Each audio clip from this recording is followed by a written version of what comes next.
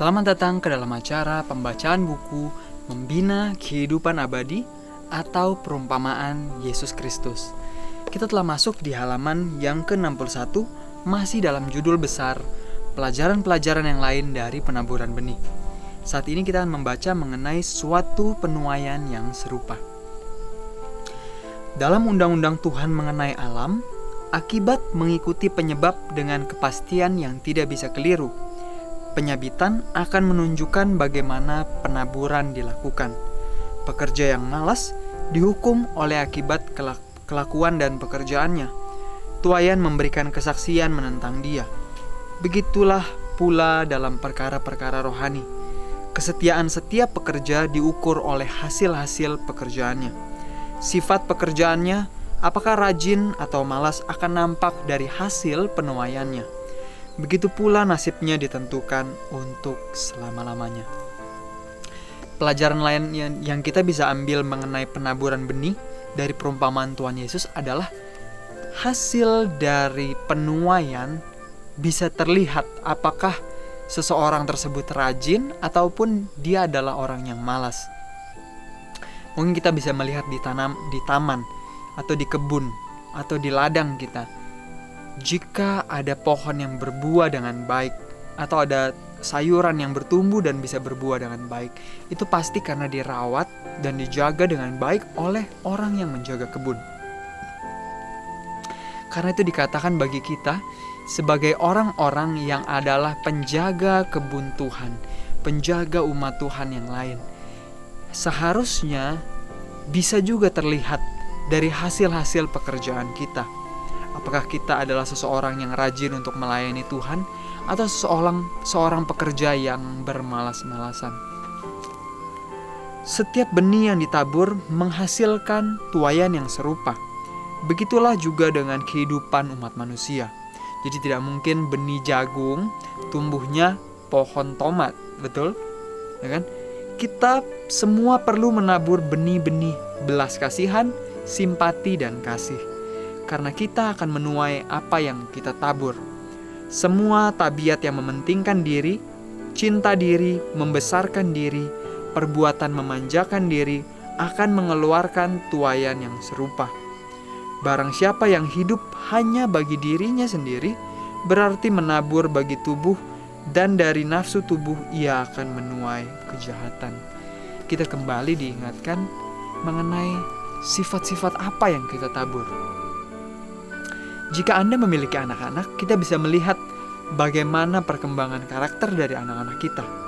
Jika kita membiasakan untuk berkata-kata kasar, kata-kata yang omong kosong di hadapan anak-anak kita, di saat mereka boleh bertumbuh besar, mereka akan melakukan hal yang sama. Jika kita membiasakan untuk marah, lalu kita memukul mereka tanpa sebab dan lain-lain, mereka juga akan melakukan hal yang sama ke adik mereka ataupun ke teman mereka yang lain. Jadi sifat apa yang kita tanamkan, yang kita tabur ke dalam diri kita sendiri, begitulah juga kita akan menuainya. Jika kita selalu menabur benih kesabaran, kita akan dapat menuai sifat kesabaran tersebut. Begitu juga dengan sifat buruk yang kita biasakan untuk kita lakukan. Tuhan di saat dia datang yang kedua kali, dia tidak mengubah karakter kita. Karena jika dia dapat mengubah karakter kita, itu artinya benarlah tanggapan dan apa yang setan katakan, bahwa Tuhan itu tidak adil. Karena Tuhan tidak memaksakan kepada kita untuk menjadi orang yang baik hati, lemah lembut, belas kasihan, dan sabar. Tuhan menghendaki agar kita bekerja sama dengan Dia, sehingga kita bisa melatih sifat dari Kristus tersebut. Nah, itulah yang Tuhan inginkan di dalam kehidupan kita. Tuhan tidak akan membinasakan manusia. Setiap orang yang binasa telah membinasakan dirinya sendiri. Setiap orang yang memandangkan teguran dari angan-angan hati, menabur benih-benih tidak percaya, dan ini akan menghasilkan tuaian yang pasti. Dengan menolak amaran pertama yang diberikan Tuhan, Firaun dahulu kala menabur benih keras kepala dan ia menyabit hasil yang serupa. Jadi Tuhan tidak pernah membinasakan siapapun nantinya. Karena hasil dari kebinasaan kita adalah karena apa yang kita telah perbuat. Sama seperti Firaun yang dari mulanya dia selalu mengeraskan pikirannya, sampai akhir kehidupannya, dia tetap mengeraskan hidupnya, mengeraskan pikirannya, dan itu menjadi karakternya. Apa yang selalu kita biasakan berulang-ulang, itu akan menentukan nasib kita, di mana kita akan berada nantinya. Tuhan tidak memaksa dia untuk tidak percaya. Tuhan tidak memaksa Firaun untuk tidak percaya. Benih yang tidak beriman yang telah ditanamkan menghasilkan tuaian yang serupa. Jadi perlawanannya berjalan terus sampai akhirnya dia melihat kebinasaan yang menimpa negerinya. Iklim dingin dan kematian anak sulung, putra sulung dan keluarganya, dan segenap keluarga dalam kerajaannya. Sampai air laut menenggelamkan kuda, kereta, dan serdadu perangnya. Sejarah Firaun itu merupakan gambaran yang menakutkan dari hal kebenaran firman yang berbunyi, karena apa yang ditabur orang itu juga yang dituainya. Jika manusia menyadari hal ini, mereka akan berhati-hati akan benih apa yang mereka tabur di dalam kehidupannya. Jadi pelajaran yang bisa kita ambil tentang Firaun, kita harus terus ingat di dalam diri kita. Suara Roh Kudus terus berbisik mengingatkan kepada kita, bagi kita yang hidup di zaman akhir ini, untuk tidak melakukan dosa yang sama berulang-ulang yang menyakiti hati Tuhan. Karena apabila kita terus melakukannya, bukannya Tuhan tidak mau menyelamatkan kita, akan tetapi karena pilihan kita, oleh sebab itu semuanya terjadi. Karena itu kita harus sangat berhati-hati terhadap apa yang kita pilih di dalam kehidupan kita. Pilihan-pilihan kita haruslah sesuai juga dengan kehendak Tuhan. Apabila benih yang ditaburkan itu menghasilkan tuaian dan kemudian ditaburkan pula, tuaian itu berlipat ganda. Dalam hubungan dengan orang lain, undang-undang ini pun berlaku. Setiap tindakan, setiap perkataan adalah satu benih yang mengeluarkan buah. Setiap perbuatan ramah tamah yang bijaksana, menurut atau penyangkalan diri, akan membawa hasil pada orang lain, dan melalui mereka seterusnya kepada orang lain lagi. Demikianlah setiap tindakan dengki, kebencian, atau perselisihan adalah benih yang akan bertunas dalam bentuk akar yang pahit. Yang akibatnya banyak orang akan dikotori. Dan betapa besar lagi jumlah orang yang terkena racun. Demikianlah penaburan benih yang baik dan yang jahat berjalan terus sepanjang masa. Jadi sahabatku yang ada di rumah, apa yang kita tabur bukan hanya berefek kepada kita, tapi juga berdampak kepada orang lain. Apabila kita menaburkan benih kebaikan, benih belas kasihan, kesabaran, kemurahan kepada mereka, mereka akan bertumbuh dan berbuah pada orang tersebut, dan mungkin juga akan kembali kepada kita. Namun apabila kita menyebarkan benih dengki, kebencian, amarah, kata-kata kasar, kata-kata yang tidak sopan, hal yang sama juga akan tumbuh di dalam hati orang tersebut. Itulah mengapa kita harus sangat berhati-hati dalam setiap hal yang kita katakan, yang kita perbuat.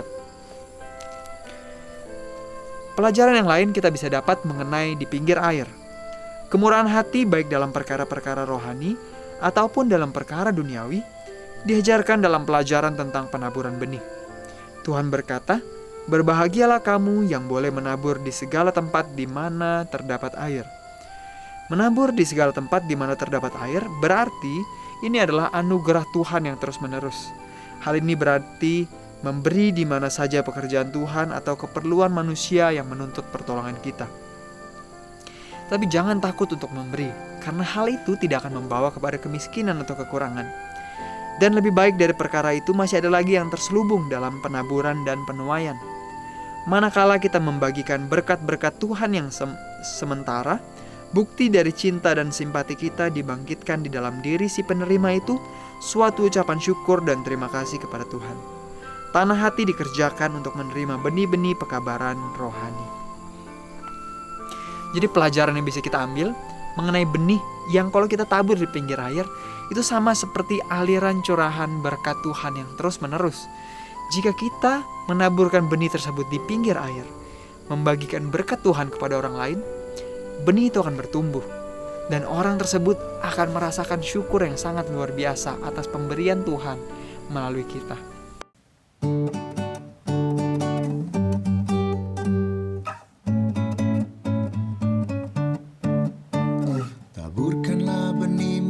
pagi-pagi hari, dan janganlah memberi istirahat kepada tanganmu pada petang hari. Taburkanlah benihmu pagi-pagi hari, dan janganlah memberi istirahat kepada tanganmu pada petang hari. Karena engkau tidak mengetahui apakah ini atau itu yang akan berhasil, atau kedua-duanya sama baik.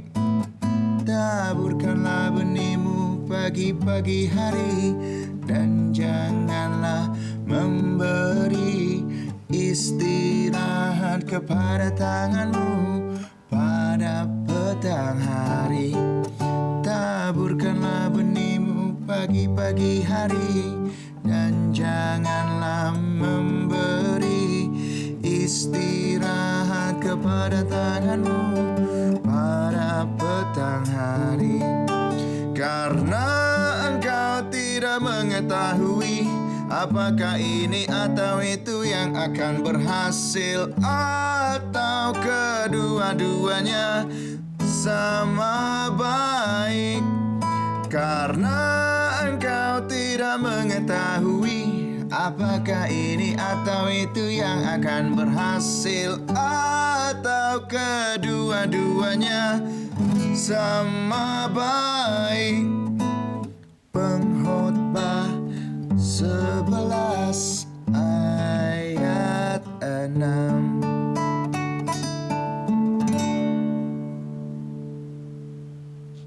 Pelajaran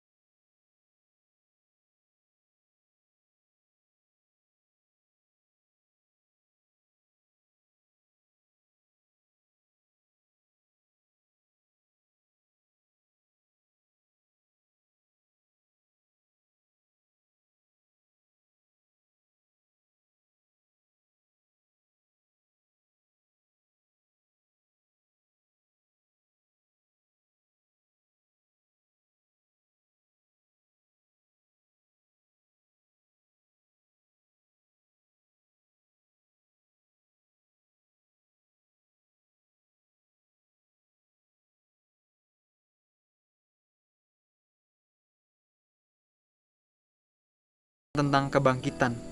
Bila tanaman itu tumbuh, persesuaian di antara penaburan secara alam dan rohani dapat dilanjutkan. Ada banyak sekali pelajaran berharga di saat kita mengajak keluarga kita dan anak-anak kita pergi ke alam untuk menggemburkan tanah sendiri, bekerja di alam. Mereka akan melihat pelajaran-pelajaran berharga yang bisa kita ajarkan kepada mereka tentang benih, tentang mempersiapkan tanah, sama seperti kita harus mempersiapkan tanah hati kita sebelum bisa ditanam. Orang muda harus diajarkan dengan cara yang sama. Mereka harus diajar membajak tanah. Ada baiknya juga setiap sekolah memiliki tanah untuk dikerjakan. Nah, jadi bagi Anda yang mungkin bekerja di sekolah, ini adalah salah satu tips yang sangat luar biasa. Sekolah harus memiliki tanah yang mereka bisa kerjakan, yang bisa diolah, sehingga murid-muridnya tidak hanya belajar di bangku sekolah saja, tapi mereka bisa mempelajari praktek langsung di lapangan. Benda-benda yang terdapat di alam harus dilihat sebagai suatu buku pelajaran yang harus dipelajari oleh anak-anak Tuhan. Dan dari sana mereka bisa mendapat pengetahuan mengenai pertumbuhan jiwa. Dalam membajak tanah, dalam disiplin serta mengerjakan tanah, banyak pelajaran yang senantiasa bisa dipelajari. Tidak seorang pun akan berpikir tinggal di atas sebidang tanah yang masih belum terurus dan berharap tanah itu akan menghasilkan tuaian. Pekerjaan yang sungguh-sungguh, tekun dan tabah harus dilakukan oleh orang-orang yang mempersiapkan tanah. Orang yang mendapat manfaat dari pembajakan tanah harus terus berusaha mempelajari firman Tuhan dan menempatkan firman itu di dalam hati serta kehidupan mereka. Kecuali pekerjaan yang tekun dilakukan pada tanah itu, ia tidak akan menghasilkan tuaian. Demikian juga dengan tanah hati kita. Roh Tuhan harus mengerjakannya untuk menghaluskan dan melembutkan tanah hati kita sebelum dia dapat bertumbuh dan berbuah untuk kemuliaan Tuhan. Tanah tidak akan mengeluarkan tuaian bila dikerjakan dengan sesuka saja. Tanah itu memerlukan perhatian yang bijaksana setiap hari. Harus sering dibajak dalam-dalam dengan maksud untuk menyingkirkan rumput yang mengambil zat makanan dari benih yang ditanam. Jadi itulah sebabnya orang yang membajak dan menabur siap untuk menuai. Tidak seorang pun perlu berdiri di ladang dilanda kesedihan karena kehancuran harapannya. Berkat Tuhan akan bernaung di atas orang yang mengerjakan tanah, mempelajari pelajaran-pelajaran rohani di alam. Mengerjakan tanah akan terbukti menjadi suatu pendidikan yang nyata bagi jiwa. Ia yang menyebabkan benih itu bertunas, yang memeliharanya siang dan malam, yang memberikan kuasa untuk bertumbuh adalah Khalik kita, Sang Pencipta Raja Surga. Ia masih tetap lebih memelihara dan memperhatikan kita sebagai anak-anaknya. Sementara penabur manusia itu menanam benih untuk mempertahankan kehidupan kita di dunia, penabur ilahi akan menanam di dalam jiwa, benih akan mengeluarkan buah kepada hidup yang kekal. Pelajaran yang lain yang terakhir yang kita bisa pelajari mengenai penaburan benih adalah bagaimana tanah tersebut harus dikerjakan dengan tekun dan sungguh-sungguh. Setiap rumput-rumput liar, lalang-lalang harus disingkirkan dan dibuang. Mengapa? Karena itu dapat menyerap sari-sari kehidupan. Begitu juga dalam kehidupan kita. Harus ada sifat-sifat buruk yang kita buang. Dosa-dosa kesayangan kita yang kita ketahui ataupun tidak kita ketahui.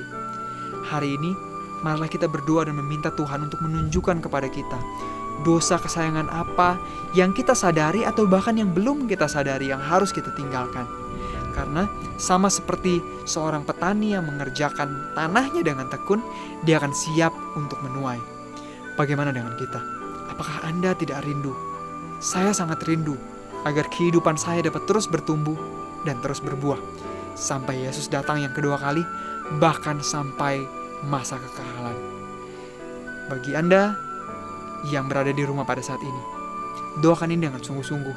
Ajak keluarga Anda untuk berkumpul bersama-sama, untuk melihat pekerjaan Tuhan yang ada di ladang. Ajarkan kepada mereka pelajaran-pelajaran berharga yang bisa kita pelajari dari alam.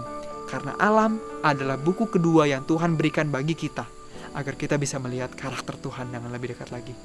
Sampai ketemu lagi pemirsa di acara pembacaan buku Membina Kehidupan Abadi yang selanjutnya.